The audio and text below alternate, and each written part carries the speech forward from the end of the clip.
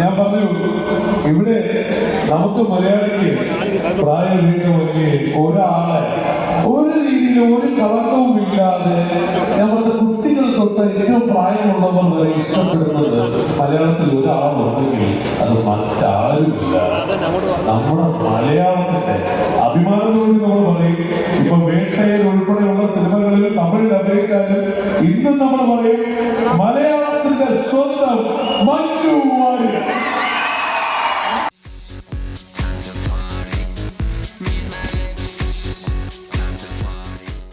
എല്ലാവർക്കും നമസ്കാരം, സ്നേഹം നിറഞ്ഞ നമസ്കാരം. ഈ സ്നേഹമൊക്കെ നേരിട്ട് അനുഭവിച്ചറിയാൻ സാധിക്കുന്നവർക്ക് എനിക്ക് ഭയങ്കരമായിട്ട് ശക്തിയും എനർജിയും ഒക്കെ തരുന്നതാണ്. അപ്പം നിങ്ങളുടെ കൈയ്യടിയും പ്രാർത്ഥനയും പ്രോത്സാഹനവും ഒക്കെയാണ് എന്നെ പോലെയുള്ള ആളുകളെ മുന്നോട്ട് കൊണ്ടുപോകാൻ ഏറ്റവും വലിയ ശക്തി തരുന്നത്.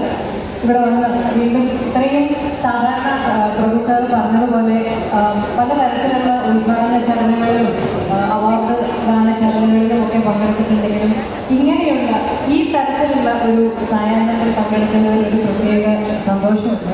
അതിന് വലിയ എനിക്ക് സന്തോഷം പറയാനുള്ളത് ഇന്ന് ഈ വേദിയിൽ ഞാൻ വേദിയിൽ പ്രഭുദേവ സാറിനെ കുറിച്ച് എനിക്ക് പറയാതെ നിർത്താൻ നിവർത്തിയില്ല. കാരണം എന്നെക്കുറിച്ച് അറിയാവുന്ന എൻ്റെ അഭിമുഖങ്ങളോ ഏതെങ്കിലും ആവശ്യത്തിലുള്ളവർക്ക് എല്ലാവർക്കും അറിയാം പ്രഭുദേവ സാറിനോട് എനിക്ക് കുട്ടിക്കാലം തൊട്ടുള്ള ആരാധന എന്ന് പറയുന്നത്. അത് നിങ്ങൾക്ക് ഒരുപാട് പേർക്ക് തന്നെ കാണും.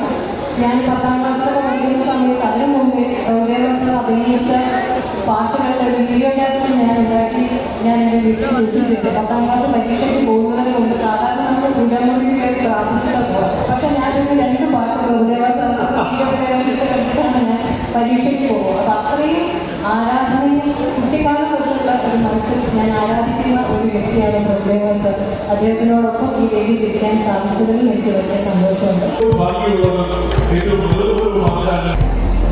മഞ്ജു വാര്യർ അതിൽ ആദ്യത്തെ സ്നേഹമാണ്.